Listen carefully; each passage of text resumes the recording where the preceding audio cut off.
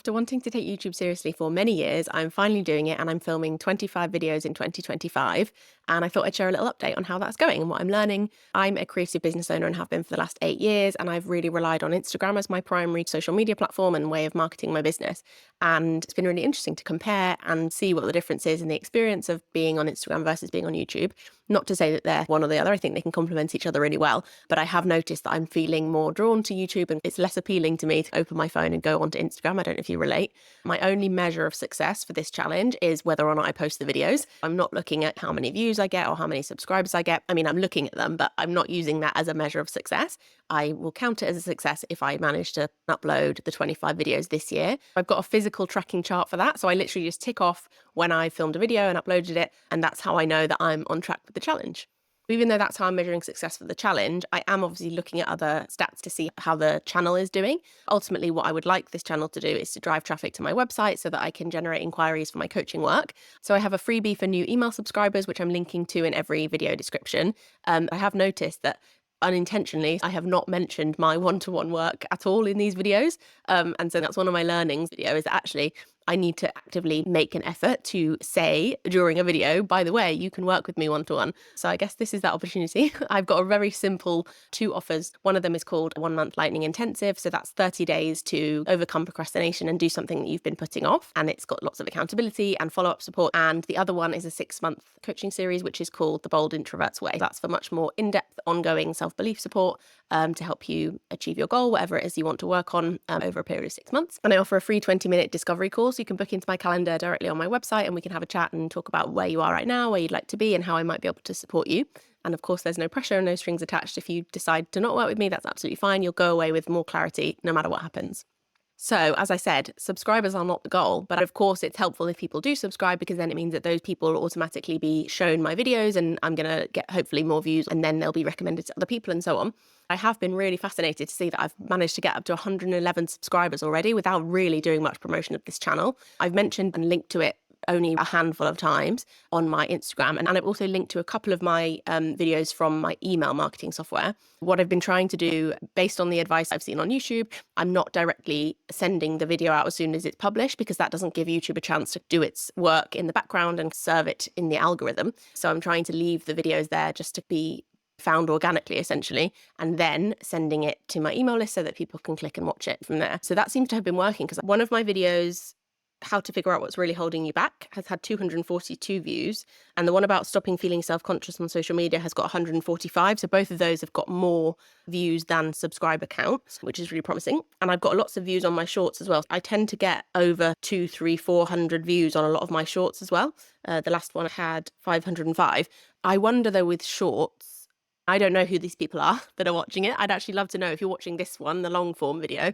I'd be so curious to know who you are, where you're based, how you found me, whether or not you align with the things that I talk about on here. So do you identify as an introvert, for example? Are you a creative business owner? Do you struggle with self-doubt? Let me know because it'd be great to know how you came across me and whether I'm doing some of the right things in the algorithm.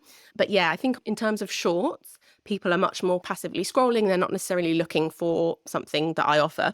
So I don't know how impactful that is, but it may have contributed to some of the people who've ended up subscribing to this channel. Anyway, this video is becoming a bit of a ramble, but I'm going to make a point of this because this is part of the strategy, right? The reason that I'm doing this challenge, as I go into lots of detail on in the first video I made, is to strengthen my self-trust and to overcome perfectionism. So to become okay with putting things out that I'm not super, super proud of and I don't think are the best thing I've ever made.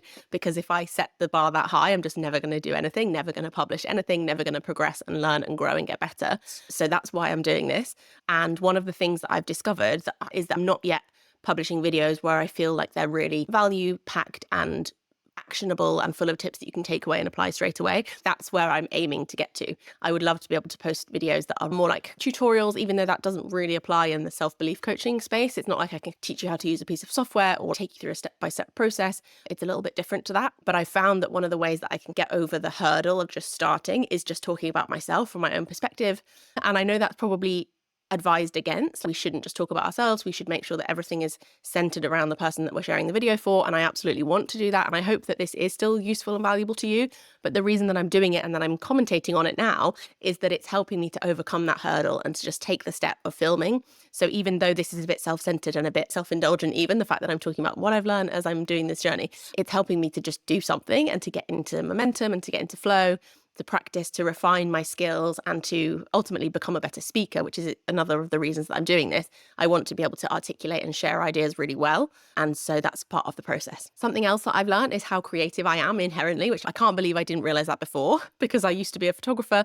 I've always had a creative streak, and it's just funny for me to watch myself getting really engrossed in the editing process, having loads of fun, enhancing the videos, making them more visually engaging. Probably too much. I know I've gone all out on the GIF stickers, but it's just really exciting that I've discovered this new thing that you can do. So yeah, I might need to rein that in, but it's just been interesting to see how much this is really lighting me up creatively, which I didn't anticipate. I hadn't thought of that as a side effect, but it's great. It's really helping me to feel inspired, and I'm having ideas all the time about videos that I want to make and things that I want to learn and skills that I want to develop. It's been really interesting to notice how much that is coming alive in me as a result of doing this challenge. And on a similar note to that piece around the types of videos that I'm making and not feeling like I'm making the videos that I want to make yet. And so to get to that place, I have to go through this bit of talking about myself, using my own perspective and just practicing. I've also noticed that there will never be a time when I can look at a video and say that is 100% exactly what I wanted to create. And I've said the right things in the right order with no mistakes and without fluffing it up, even with editing. So of course I'm editing these videos. So what you see as the final result doesn't include any of the messing up that I do in the recording. But even so, there isn't ever going to be a video where I feel like that was perfect, absolutely flawless, nothing I would change, because we're always going to forget something, skip over something, not be able to think of an example on the spot and then think of it later when we've already uploaded the video. You know, there's never going to be a flawless, perfect video. And what I'm learning is that that's okay. I'm actually fine. I can survive that. I can withstand the discomfort of having something out there that is less than perfect, because that really is the only way to grow. And I know it's one of those annoying truths that we don't want to hear, but it really is a cliche for a reason. The only way out is through, and you can only get better by doing. It's a sad truth. When I first started my business in late 2016 was when I first discovered how much of a personal development bootcamp roller coaster running a business would be. I had no idea and was very naive when I went into it. But back then, 2016 me thought that confidence was something you could find in a book. You could read yourself to it. You could listen to podcasts until you felt confident. You could watch videos and listen to other people and be inspired by others to the point of feeling confident. And I discovered that unfortunately that is not how it works. The only way to feel more confident is to actually do stuff, to take action. And that doesn't mean you have to push yourself out your comfort zone and put yourself into a state of really high stress all the time, because actually that just backfires anyway, because you'll then retreat back to overcompensate and keep yourself even more safe than before. So that is not what I advocate for. What I advocate for is taking really tiny, tiny, small steps where you can gradually acclimatize to a little bit more risk, a little bit more vulnerability perhaps, and do that until you feel better and like you can do the thing. Also knowing the difference between a lack of confidence and a lack of competence, because it might be that you actually just need to learn the skill. You just haven't done it yet. You haven't practiced. You haven't seen evidence that you can do it. And doing that will give you confidence. But we can't expect ourselves to be super confident in something that we are not competent in yet. That's just not going to happen. So that's what this challenge is reminding me again and again, that I'm going to feel more confident the more that I do it. And the more that I see the evidence that the world doesn't end if I post a video that's not that good. Obviously, I don't want to waste your time as the person who's watching it. So that's not at all my goal or intention. I hope that you do find value in everything that I put out, even these ones that are a bit more rambly, because I hope that it's pulling back the curtain and showing you the process that even a self-belief coach has to do this coaching to ourselves. We have to navigate the self-doubt at every stage of the journey, because I would consider myself to be quite far down the road of working with self-doubt. And it's obviously what I help other people with every day. So it's not that I have solved it and I've reached the end and I'm done. It's just that it morphs into a different form, and we each have different challenges that bring up that self-doubt. So we have to use the tools all the time. Okay, I need to get back to the point. I was talking about what I'd learned. So one of the things is it's amazing that you can actually get views and get subscribers without really doing that much on YouTube. That is really promising to me. I noticed this full body relief when I looked at those stats and I thought, gosh, I haven't actually had to do much to get that.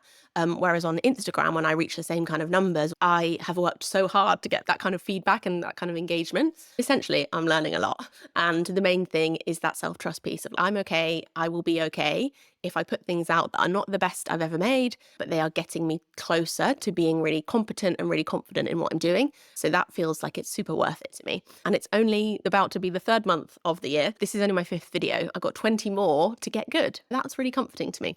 Anyway, hope that this has given you some kind of insight, especially if you are thinking about starting on YouTube. You can do it. You absolutely can. If I can do it with my little tiny webcam and this secondhand mic that I got and my computer that sounds like it's going to lift off because it's probably overfull with files, then you can do it too. By the way, maybe I'll actually take a little video of this so you can see. My webcam is balancing on a tripod for a phone, on top of a book, on top of a pile of magazines. So it's really not glamorous.